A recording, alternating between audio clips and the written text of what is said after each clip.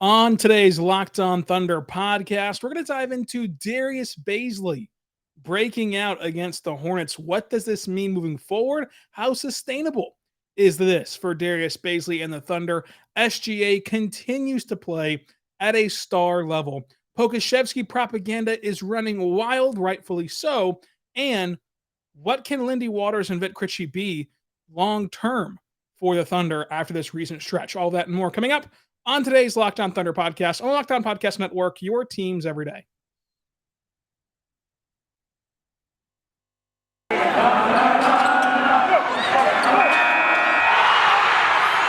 are Locked On Thunder, your daily Oklahoma City Thunder podcast. Part of the Locked On Podcast Network, your team every day.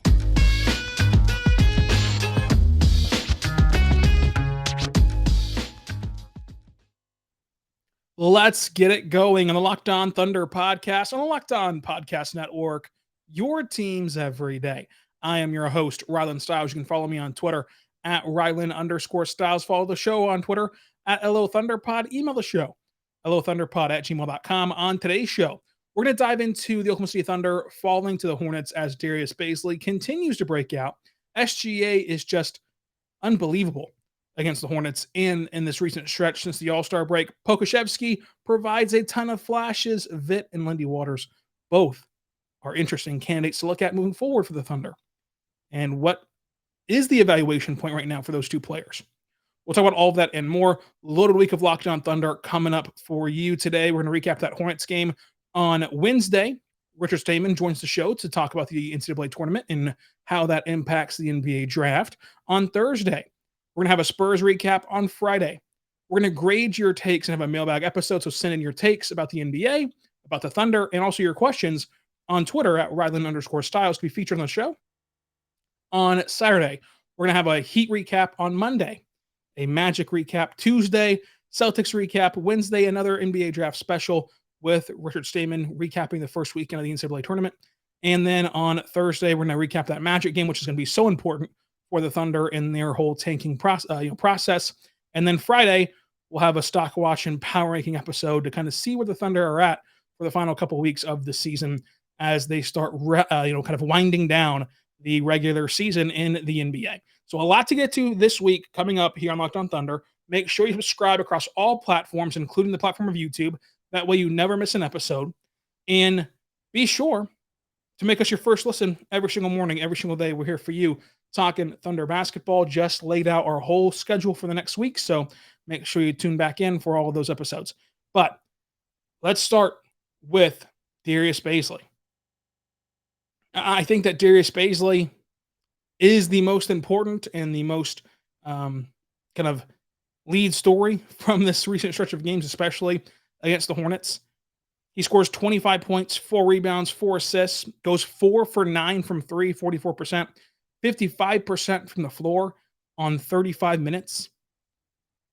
And Darius Bazley, since the bubble ended, you get into last season and this season, has just been ridiculed, crucified. Has just been taken down by the Thunder fan base since the bubble. A bubble in which he played really well in. He's a young guy that has not really gotten the chance to grow because of a lot of different factors, right? Number one, he's the longest tenured Thunder player, and we've seen him the most as Thunder fans. So even though he's still young in the NBA sphere, and even though he's by no means an old player, he is old news to Thunder fans. At 21 years old, Thunder fans have just given up on Darius Bazley. They had. Look at the comment section from last year, this year. Anytime you bring up Darius Bazley, it was the most polarizing topic the Thunder had. Because you have a whole new group of young players that you get attached to, that you start rooting for. And as you look ahead to the roster construction and the draft picks and all that stuff down the line, you see the roster crunch coming, and it's easy to throw out this underperforming player at the time, without the context of, hey, he's still only 20 years old, 21 years old. He didn't go to college.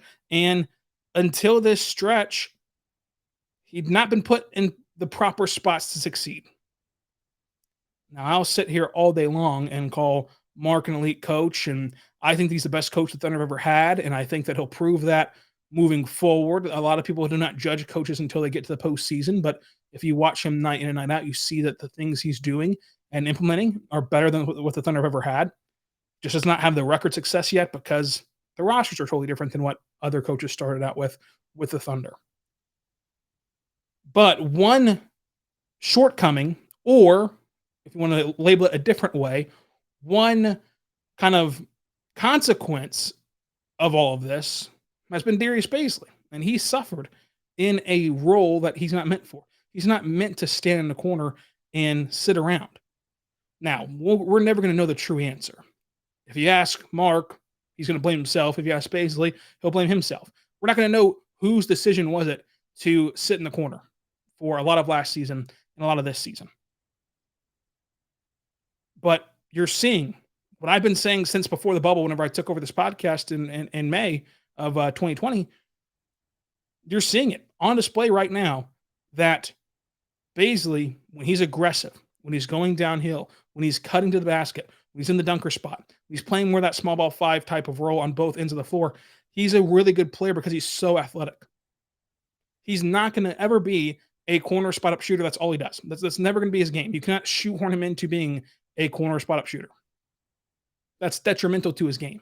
And so when he has the opportunity to be aggressive and cut baseline and sit in the dunker spot and is used properly, it's sustainable and it creates these big games. I'm very happy for Bazley. Obviously, I'm happy that he's made it a turnaround and a turning point in his career this last stretch of games.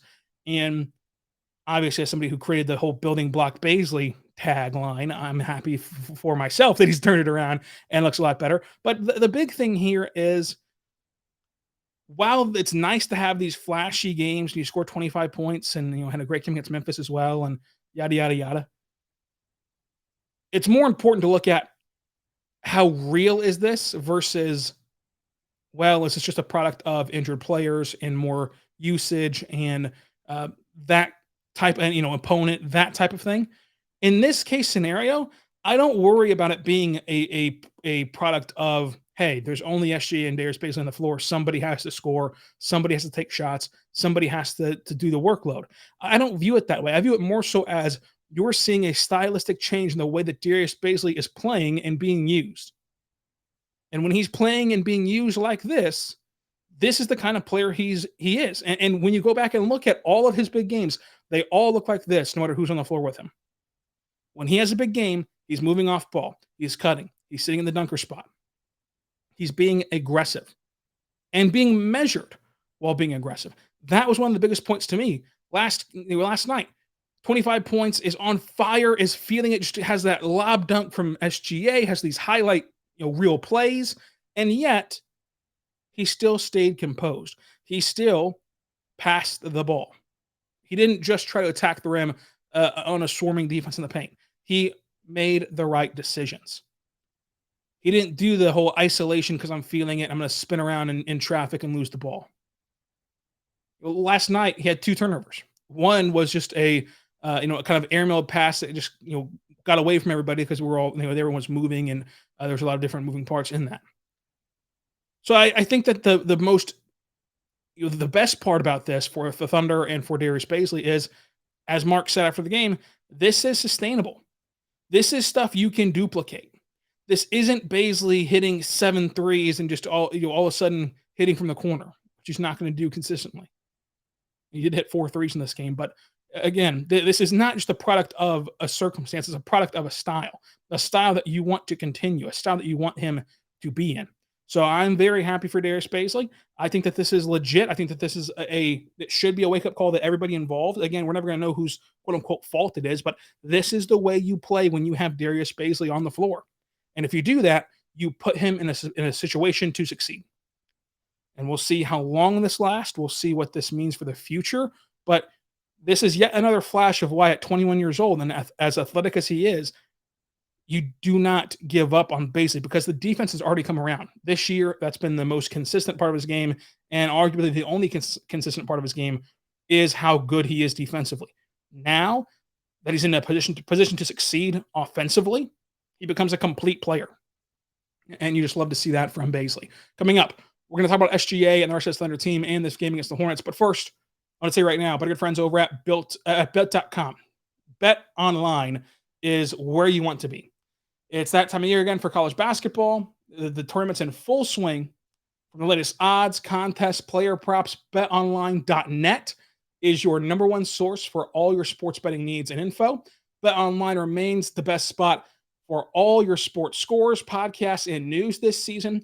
And it's not just basketball. BetOnline is your continued source for all of your sporting wagerings, information, and needs this season, including live bets and your favorite Vegas casino games. So head over to the website today or even use your mobile device and check it out and learn more about the trends and actions. It's BetOnline, where the game starts, betonline.net. We are back on the Locked On Thunder Podcast, on the Locked On Podcast Network. It's your teams every day. Thank you for making Locked On Thunder your first listen every single morning, every single day. We're here for you, talking Thunder basketball. Check out the Locked On Now podcast, a nightly recap of every NBA game from the night before with a breakdown from our local experts. It's free and available across all platforms, including the platform of YouTube. So go check that out as well. Locked On Thunder is also free and available across all platforms and on YouTube. So make sure you go check us out as well. We talked about at the top of the show, a loaded week coming up for Locked On Thunder. So you want to be a part of it and make sure you subscribe every single day.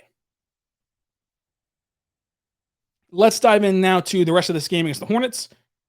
Obviously, the big story was Darius Bazley, but you cannot say enough how good SGA is. He is simply elite at getting to the rim and finding ways to score. 32 points, 5 assists, 8 rebounds, 3 turnovers, 5 fouls in this one. 36 minutes in this game, 3 for 7 from 3, 60% from the floor, 5 for 5 from the free throw line.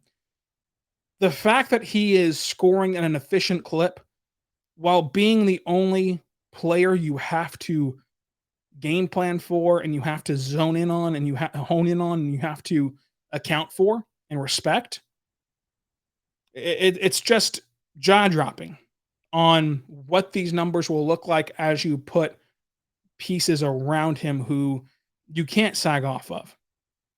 I mean, Olivier Sarr was in the game, and he started this game, and he played well, but the caveat to that was Plumlee played below the free throw line against Sarr.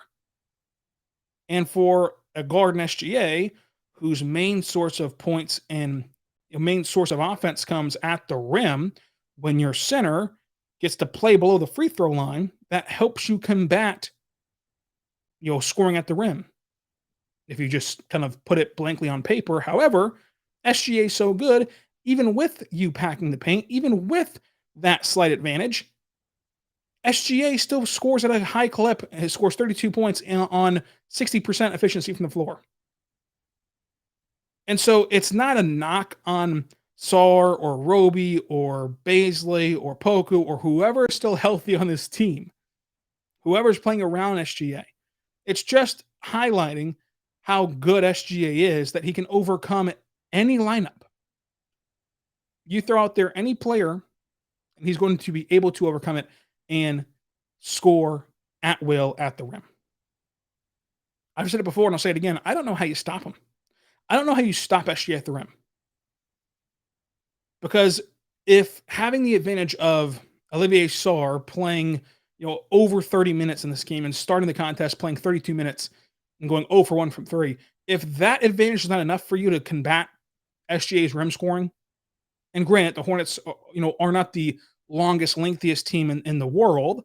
I mean, they did start Mason Plumlee at center, who's 6'11". Despite all that, if Sarr being out there as the starting center, along with Bazley, who went 4 for 9 from 3, but again, typically you're not going to see him knock down a ton of threes. Maldon, who went 0 for 4 from 3, and Trey Mann, who is respected and does a great job of spacing the floor because you have to respect him from way beyond the arc, not just at the line itself, but he can extend to the hash and sit there, and you have to defend it because he can comfortably make that shot. So Trey Mann goes a long way in spacing the floor for the Thunder and SGA, but we can all admit, while we like these individual players, collectively right now, this is not the group that you want long term. It shows in the record, it shows in the scoreboard, it shows in every aspect. And yet SGA is still able to thrive. And SGA is still able to thrive at the rim. It's just incredible. And it just shows you how special he is and how much of a ceiling there still is to his game. Right? He's not at that ceiling yet. There's still room to improve simply by improving the team around him, simply by improving the weapons around him. And so it's another great game from him. I think that he outperformed John Morant and LaMelo Ball. However, I don't want that to be the storyline from this week, right? Because LaMelo Ball and his team won 134 to 116. Like if he was called upon to shoot 20 times like SGA was, he could put up over 30 points. I want to highlight that as even a team like the Thunder, who is one of the worst teams in the league record-wise, and is not having the playoff type of season, obviously, as they inch closer and closer to the worst record in the NBA, and they only have 20 wins. Even the Thunder have bona fide, must-watch, highlight players. And it just kind of goes to show how impressive this league is and how fun this league is. I mean, it's fun watching Terry Rozier hit off-balance threes and mobile threes. Miles Bridges is a joy to watch. LaMelo is incredible to watch.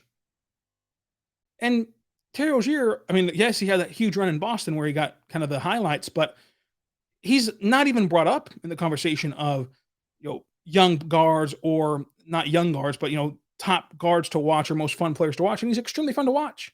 And again, it's not a knock on Terry Rozier. It's just a statement of how deep this league is. I mean, this league is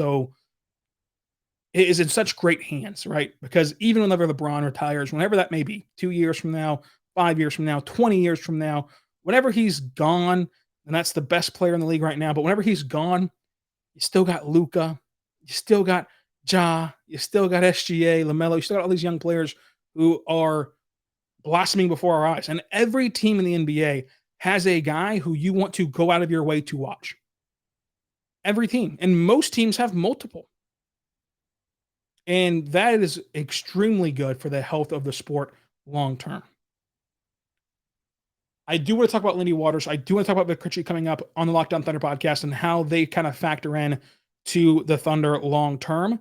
But we have to stay here with Pokusevski because the propaganda around Pokusevski continues to grow strong. 17 points, 5 assists, 5 rebounds. He did have 6 turnovers, 2 for 5 from 3, 54% from the floor. Played some center in this game. Looks like he's going to continue to play that role as the Thunder deal with injuries. He's showing some nice flashes. And this is a great into the year for Pokusevski as we continue to play the stretch out of this season. And I said before the year started, the Poku jump that we all are waiting for and hoping for might not come year 1 to 2. It might come year 2 to 3. And this is a great foundation to lay as a 19, 20-year-old heading into a fully functioning offseason. And I just cannot wait to see what Poku looks like next year. The all-star potential, I say, is still there for Poku. Now, that would take him hitting his top 1% ceiling. And a lot of players, in fact, the majority of players, do not hit their top 1% ceiling. But it's still there, and the flashes are there.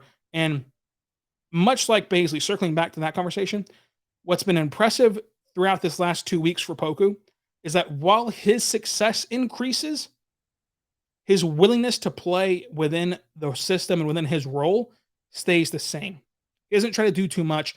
He doesn't start feeling himself and like have those bloopers that he had last year. And you can make a huge highlight reel of bloopers, from last year and even this year. I mean, remember the outlet pass from Josh Giddey to Poku, where all he had to do was dunk the ball, but he tries to go for the reverse and gets stuffed on the rim.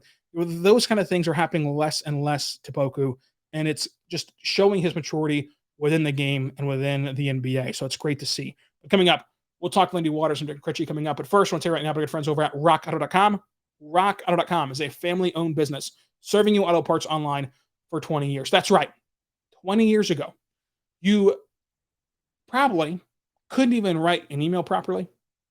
But what you could do is you could go to rockauto.com and find all the parts that your car would ever need. In fact, my favorite part about rockauto.com is that I know nothing about cars, absolutely nothing. But I don't have to know anything about cars. All I got to know is my make, my model, my year, and they're only going to show me car parts that are compatible with my vehicle. That way, I'm not wasting time, effort, or money on parts I cannot use or parts I do not need.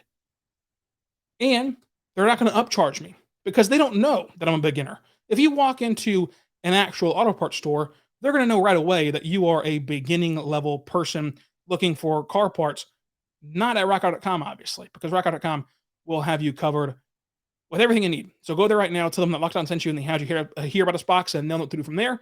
Rockauto.com, a family-owned business serving you online for 20 years. Again, tell them Locked On sent you, and the how did you hear about this box, and know what to do from there. Locked On sent you.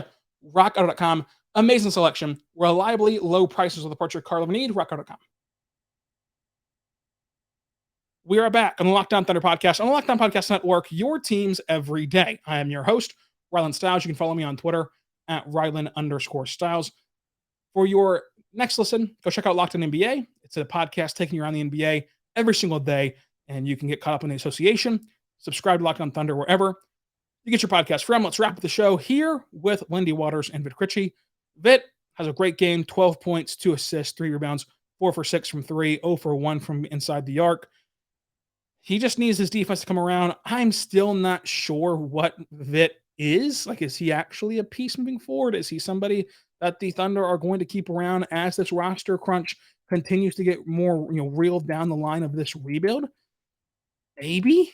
I wouldn't rule it out. Like, remember with Gabriel Deck, I was always saying that, there's no way he's going to be a Thunder player long term. He in no way fits. I wouldn't say that that's the case with Vit, that there's no way. I would say, though, it's an uphill battle for sure, but he's still 21 years old, and he's 6'8", and he has some nice ball handling features, some nice passing features, and, of course, is a nice shooter. If he can develop defense, that'd go a long way for him. He's still only 21 years old. He's not 26, 27 like Gabriel Deck was. And the Thunder clearly invested in him by having him rehab all year long last year with the team and with the organization, with the Blue. And now this year, he's going to get some playing time down the stretch, and already has gotten a lot of playing time down the stretch. With Lindy Waters, the third, I feel much more comfortable that he has the goods and he can stick around the NBA.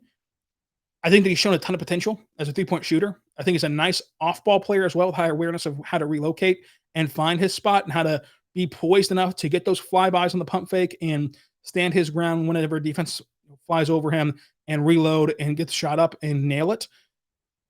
Much like Vit, though, Lindy Waters, I think, is more athletic than Vit, in my opinion. But much like Vit, he just needs to work on his defense. If he can get that defense this offseason up to a passing grade, so to say, up to a playable grade, then he for sure has a standing spot in this league, which is incredible considering his track record of you go from high school to Oklahoma State and then to the semi-pro leagues, then you try out for the Blue and you make it, then you get a two-way deal, and then maybe even stick around the NBA for a lengthy career.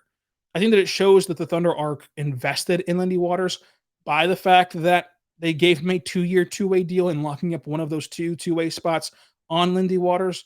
Of course, it's easy to break those commitments, but you wouldn't really want to on Lindy Waters. And now you've quote-unquote limited yourself, right? As you head into the next draft cycle, there's going to be undrafted guys who you might like, and you only have now one spot to utilize on undrafted guys you like, or other two-way players you like, but they kind of fall by the wayside of their organizations. You only have one spot to play with now that you've kind of allowed Lindy Waters to have that 2-year, two-way deal. Again, it's not like it's going to be unmovable to get out of that deal if you wanted to, but you don't really want to. So with Lindy Waters, it's shown a commitment to invest in his development. He seems like a really hardworking guy and somebody that can take that investment and utilize it and kind of fulfill it, so to say. And so if he comes back next season and he's a passable defender or better, with his shooting ability, with his with his awareness on the basketball floor and his ability to process the game of basketball, I think that with all those things, he can be a really solid NBA player. That's not an all-star or a starter or anything like that, but it is a rotational piece, which for a guy who was playing in the semi-pro Edmond League not too long ago, that's an incredibly fun story. And so I think that Lindy Waters does have the goods. I mean, you're going to hear from Richard Stayman tomorrow about the NBA draft and the March Madness tournament. But one thing he said off the air after we kind of closed up shop from that episode was, hey, I was watching the Thunder these last couple of nights and I like Lindy Waters a lot. That's somebody from the outside who's not invested in the Thunder emotionally telling you that Lindy Waters has some stuff that pops on film.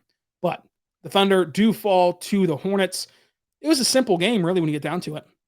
The Thunder were really good offensively in the first quarter. They got up 18 points and they got down 22 points. It was a tale of two halves, and really a tale of the first quarter to the last three quarters, but a tale of two halves. 4 lead changes, 8 times tied, 50 points in the paint for the Thunder, 48 for the Hornets, 17 lead changes for OKC. I should say 17 second chance points for OKC, 10 for the Hornets. Fast break points goes 14-12 to the Thunder advantage. The Thunder also out-rebound Charlotte, 57-42. OKC had 18 turnovers. The Hornets had 5. OKC shot 46% from the floor, 36% from 3, and 84% at the line. Here's the difference, though. The Hornets shoot 53% from the floor, 57% from 3, and 76% at the line. The Hornets made 23 pointers. LaMelo Ball had 21 points on 5 made threes. OKC dominates the first quarter, 41-29, but lose the next 3 quarters.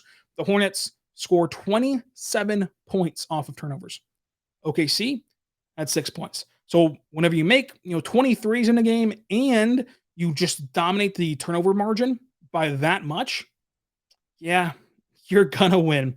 You're absolutely going to win. The Thunder bench got outscored 45-33, obviously misleading a bit because of how many bench players are out for the Thunder and remain out moving forward. But my Moneyball pick was SGA. It was actually Bazley who had 4. My MVP pick for this game, though, is Darius Bazley. He deserves it, played really well in this game, and we cannot wait to see what the future holds for him. Again, tomorrow's show is a preview of March Madness, all about the NBA draft. Make sure you check it out. Subscribe for free across all platforms, including the platform of YouTube, a loaded week. So subscribe. Until tomorrow, be good and be good to one another.